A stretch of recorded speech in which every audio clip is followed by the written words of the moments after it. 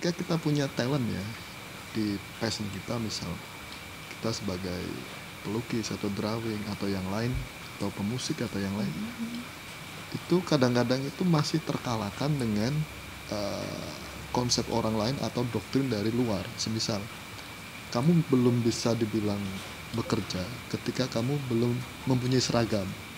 Nah, untuk menghadapi, mohon maaf, orang tua semacam itu tuh seperti apa, Bunda? Aku jadi ingat aku pernah mendampingi anak-anak di sebuah SMK, kebetulan tata busana. Mereka belajar jahit. Iya. Dan ketika ditanya, mereka nggak ada yang mau jadi penjahit. Mereka lebih memilih untuk bekerja di toko swalayan. Alasan mereka karena nggak dandan, karena nggak seragaman. Pada waktu itu aku juga berkelakar. Loh, kamu kan bisa jahit di rumah, terus pakai seragam sendiri, jahit pakai sepatu kan juga boleh.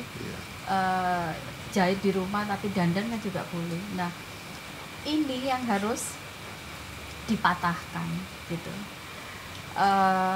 Ya kalau misalnya orang tua ya, kita ngobrolnya orang tua ya, untuk merubah mindset orang tua itu kan nggak gampang, tapi orang tua itu sebenarnya butuh satu, bukti, pembuktian. Gimana, butuh hasil. Nah, lantas gimana caranya kita membuktikan? Kita belum membuktikan sudah dipatahkan dengan itu tadi. Nah, ketika orang tua mematahkan, sebenarnya kita kan punya pilihan. Iya. Iya toh? Kita masih mempunyai pilihan untuk memperjuangkan apa yang kita inginkan, apa yang kita impikan, gitu. Aku dulu itu termasuk orang yang anak yang memberontak kepada orang tua. Aku termasuk begitu. Jadi aku itu ekstrim banget, walaupun itu sebuah kebenaran. Kalau itu tidak keluar dari mulutku sendiri, aku tidak bisa terima sampai seperti itu. Sama dulu orang tua aku juga. Iya, sama orang tuanya kepingin kerja kantoran, terus habis itu yang ada seragam, sing gajine rutin tiap bulan, dan segala macam. Zona aman, zona nyaman. Zona nyaman, zona aman.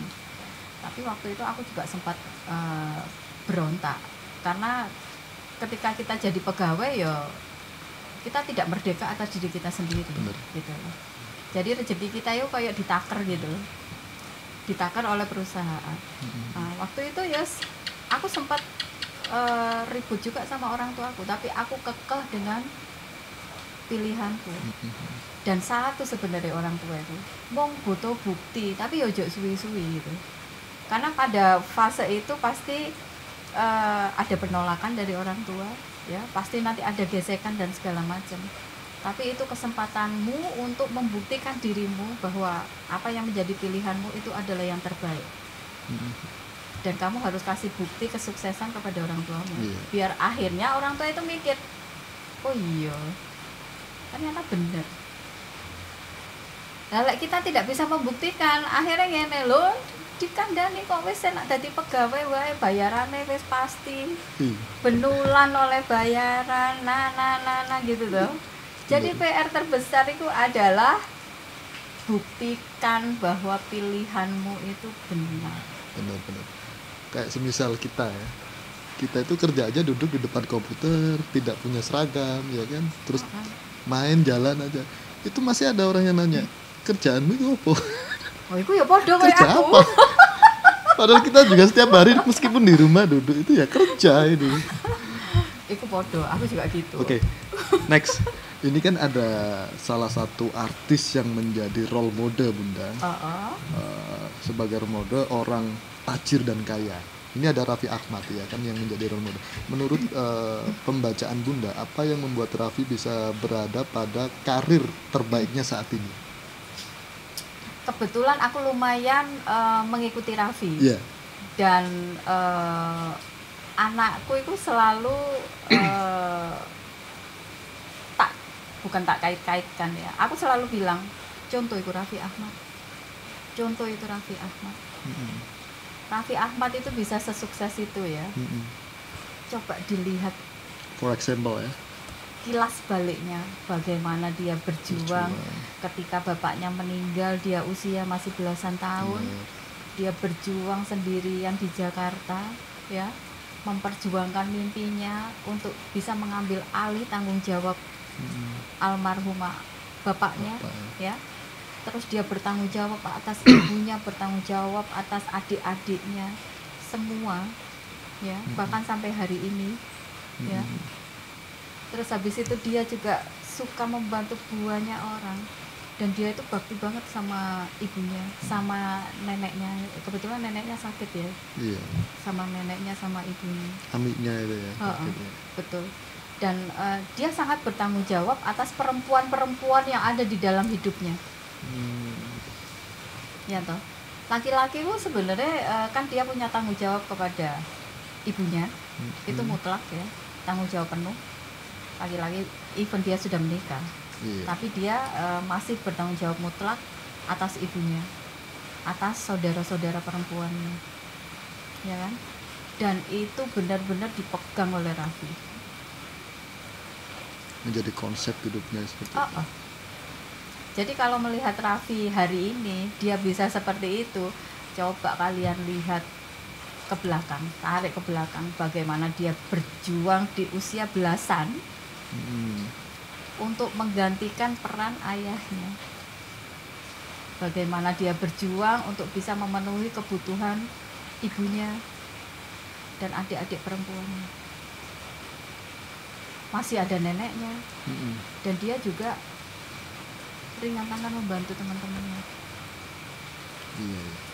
Dan mungkin Raffi itu memang sengaja diciptakan, ya, seperti tadi, menjadi role model orang muda yang sukses, ya, sukses luar biasa, ya, wes ganteng, sukses, sik muda. Tapi lihat di belakangnya, apa yang sudah dia lakukan, apa yang sudah dia pertaruhkan untuk mendapatkan kemenangan seperti sekarang. Iya.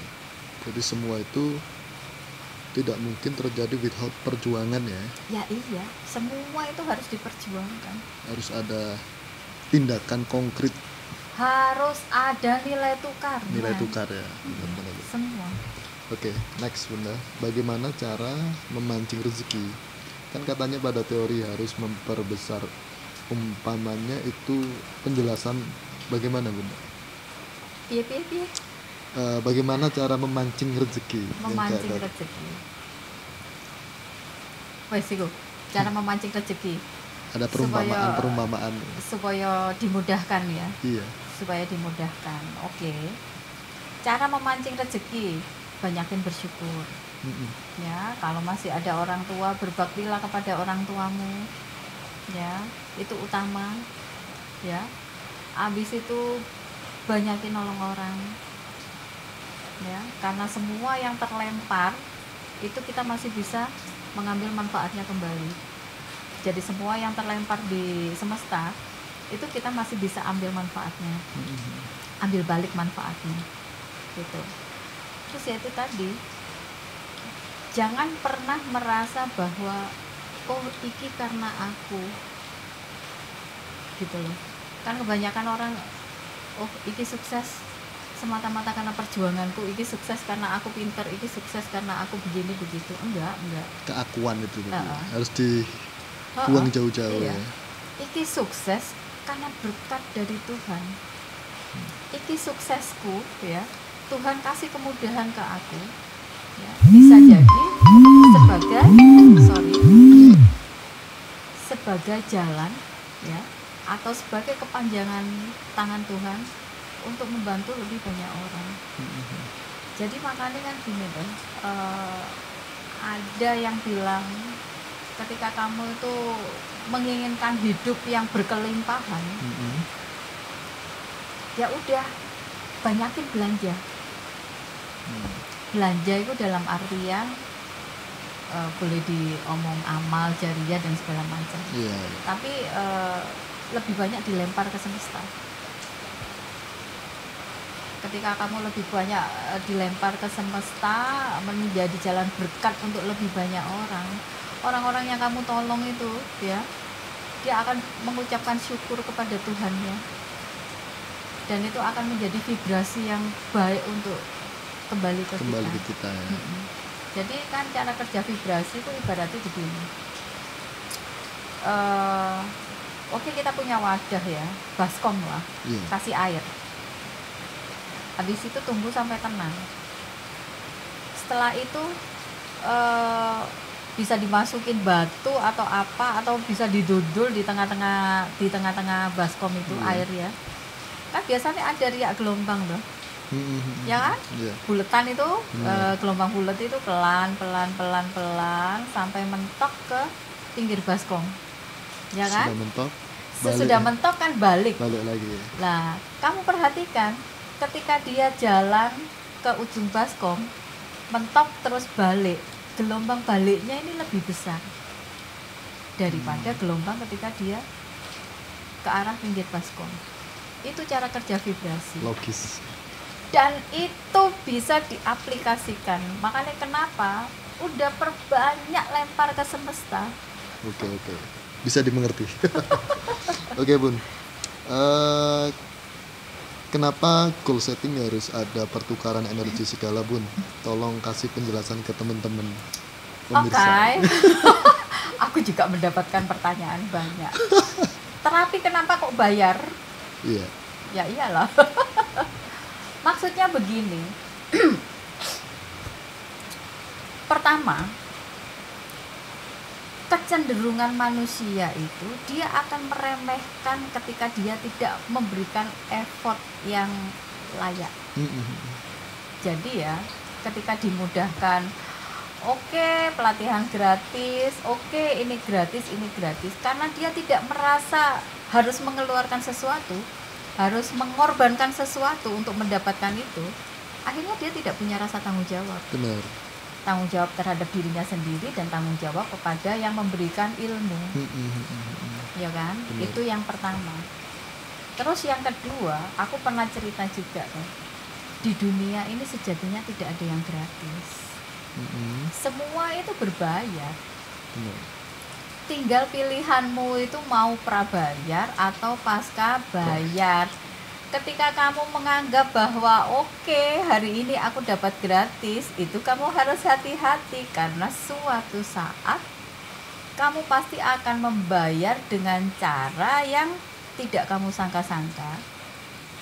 Ya, itu bisa lewat siapa saja, kapan saja, di mana saja, dan bisa jadi lebih besar dari yang seharusnya kamu bayar, karena di situ sudah terhitung bunganya. Jadi harus hati-hati. Aku dari dulu itu ya, aku dari dulu sangat hati-hati. Iya. Taruhlah makan sama teman gitu ya. Hari ini aku dibayari, aku harus pastikan bahwa besok aku ganti bayarin dia. Supaya apa? Supaya seimbang. Pertukaran energinya supaya seimbang. Terus ya ada lagi nih. Kenapa kok terapi pemulihan jiwa itu harus berbayar? Ya iyalah, itu memulihkan jiwamu yang itu berdampak ya, yang berdampak dalam hidupmu, dan itu jangka panjang, dan kalian masih minta gratis. Itu hidupmu loh. Itu kesehatan jiwamu. Aku kadang-kadang juga aduh kasihan. Dan ada lagi, kenapa mahal? Enggak mahal, enggak ada yang mahal. Bahasanya dirubah, jangan bahasa bayar. Ketika bahasa bayar, contohnya goal setting ya, kita ambil contoh goal setting. Goal setting bayar berapa kemarin? 350. Goal setting 350. Habis itu goal yang kamu pasang, mobil Pajero atau rumah senilai 500 juta. Coba deh pikirin, dari yang kamu bayar dengan dampak yang ingin kamu harapkan, apakah sudah balance? Iya, benar-benar. Untuk apapun kita harus memberikan effort yang seimbang. Dan kenapa cuma 350? Oke, karena Mas Hendra bilang, Bun, ini hanya merespon keinginan teman-teman. kita coba bikin online ya, Iya. untuk memberikan fasilitas kepada teman-teman. Benar. Kalau kalian melo aku ya 1.400.000 bayare. Ki karena ngaji rasa gitu loh. Iya. Jadi ilmu taktis itu penting juga kan. Iya. Kita mengeluarkan apa dan kita dapat apa kan, Iya. seperti kita memberi Dan apa. bahasanya harus diganti. Makanya kemarin aku ngomong Mas Hendra, jangan bayar ya bahasanya, atau jangan kontribusi investasi atau apalah. Lah investasi masih bisa. Pertukaran energi. Karena apa? Yang kamu keluarkan itu sebenarnya sangat tidak imbang dengan impian yang kamu pasang. Benar, benar. Jadi nilai 350 itu akan menjadi sangat kecil jika dibandingkan dengan kesuksesan-kesuksesan yang akan kamu raih dalam kehidupanmu gitu kan. Iya, iya. Benar. Dan ini untuk bahaya gitu. Ketika orang tidak bisa berpikir logis bahwa apapun yang kita inginkan dalam kehidupan ini harus ada nilai tukarnya. Berarti orang-orang yang apa namanya ya, yang mohon maaf, yang bla bla bla itu kan mentalnya ya, kembali ke mental lagi. Betul, kan? mentalnya. Mental. Jadi sebenarnya kaya miskin itu bukan dari orangnya. Tapi mental ya. Kaya miskin itu bukan dari apa yang dia lakukan, tapi dari mentalnya dulu. Benar ya. Jadi yang harus kita bangun kalau pengen kaya, yang harus kita bangun ya mentalnya, mental kaya. Nah mental kaya itu seperti apa? Nyah-nyoh wah weh sembarang orang mikir, Benar. orang diperinci, diperhitungkan detail dan segala macam. Oke. Rex, apa namanya Bun? Tolong kasih afirmasi makna cinta yang Bunda. Jadi, Makna cinta. makna cinta. Apa ini makna Agar mental block hilang, ya kan? Si dia bisa mendekat. Mental makna cinta agar mental blok siapa dulu? Ya, siapa saja. Siapa saja. Aku jelaskan mental bloknya dulu. Iya. Ya. Mental block itu tidak bisa hilang dengan sendirinya. Iki pahit, tapi iki kenyataan. Makanya banyak teman-teman, gimana cara menghilangkan mental block? Kalau kalian pernah belajar hipnoterapi, kalian bisa menerapi diri kalian sendiri. Ada yang namanya self hypnosis. Self Hipnosis. Tapi ketika kalian belum belajar tentang hipnoterapi, ya harus ada orang yang bantu untuk menghilangkan mental block itu. Makanya banyak sekali WA yang masuk juga, bagaimana cara menghilangkan mental block. Ya harus diterapi. Caranya gimana? Kalau kamu nggak bisa, ya berarti kamu butuh orang lain untuk bisa menerapi. Jadi nggak bisa hilang otomatis hilang sendiri. Seperti contoh kita kelilipan itu kan nggak mungkin bisa niup sendiri. Contoh kecilnya seperti berarti harus ada orang yang membantu. Harus ada orang yang membantu. Betul. Jadi kalau itu tadi afirmasi tentang cinta dan segala macam ya. Aku rodok bingung dengan kalimat tadi untuk menerjemahkan. Tapi ya itu tadi, kalau mental block itu harus dibongkar dulu mental blocknya. Karena biasanya ketika mental block itu tidak dibongkar, akan terjadi pengulangan ya di waktu yang berbeda dengan orang yang berbeda, case-nya juga berbeda, tapi hasil akhirnya sama. Karena itu dampak dari mental block yang belum dibongkar hingga ke akar-akarnya. Tapi kalau afirmasi cinta supaya orang itu bisa kembali ke kita ya, nggak perlu diafirmasi. Kalau orangnya udah pergi ya berarti itu bukan bagian kita. Iya. Dan ini juga ada ini Bun, penyakit yang biasanya menjangkiti kita semua. Apa tuh penyakitnya? Banyak orang takut bermimpi besar. Itu gimana caranya Bun? Mereka untuk mendapat solusinya. Mereka takut bermimpi besar rata-rata karena mereka tidak mempunyai keberanian untuk mewujudkannya. Nah, solusinya ya, iki aku kok dipikir mempromosikan terapiku. Enggak ya? Enggak. Iki enggak harus sama aku. Iya, siapapun. Sama terapis yang lain juga bisa. Jadi begini. Iki sedikit aku jelaskan ya. orang siapapun itu, ya, termasuk aku, itu kebanyakan atau umumnya mereka itu mempunyai mental block yang tanpa mereka sadari, ya, itu terbangun di alam bawah sadarnya. Lah kenapa kok sampai terjadi mental block? Bisa jadi karena itu pengulangan, karena diulang-ulang. Rasa tidak percaya diri yang itu diulang-ulang. Terus ya. Itu akhirnya dia nempel masuk ke alam bawah sadarnya. Akhirnya jadi habit.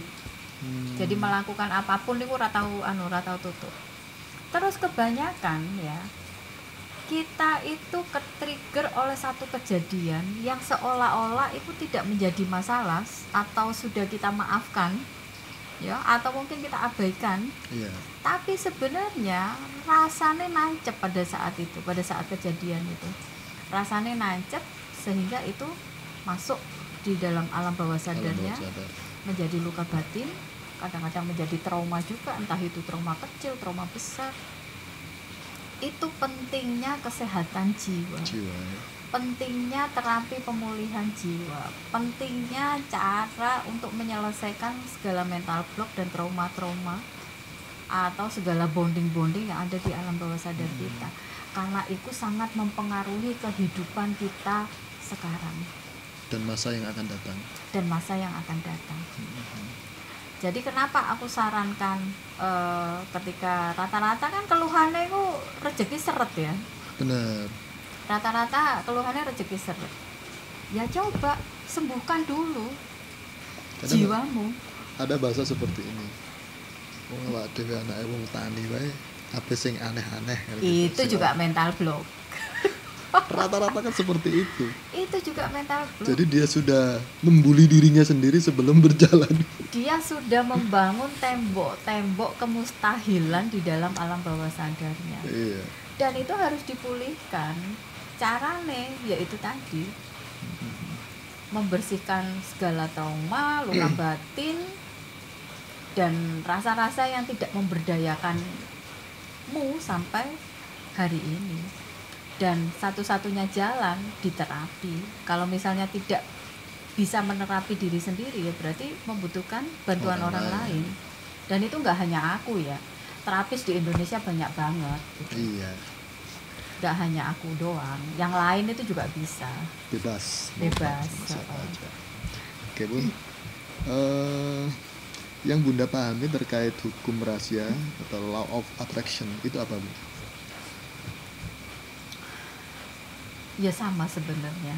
Yang kita bangun dengan goal setting. Goal setting itu juga bagian dari, sebenarnya prakteknya kurang lebih sama.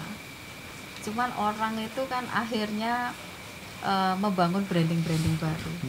Ada yang goal setting, law of attraction, ada yang Gil punya Pak Mardigo itu apa, Gil? Servo mekanisme. Oh, servo, ya. Servo mekanisme. Itu sebenarnya cara kerjanya sama ya. Jadi bagaimana kita membangun sebuah impian, ya, bagaimana kita bisa membangun rasa di sana, ya.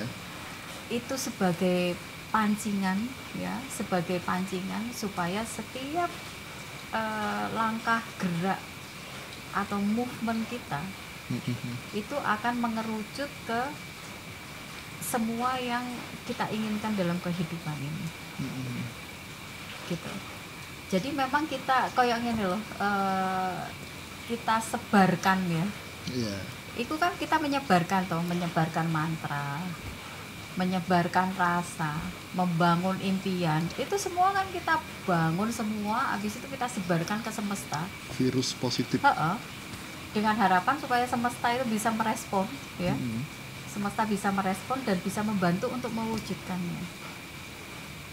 Itu kan hukum kayak semacam hukum tarik menarik, ya. Okay. Tapi semua harus positif. Ya toh, semua yang kita lempar itu harus positif supaya kita bisa menarik yang positif juga.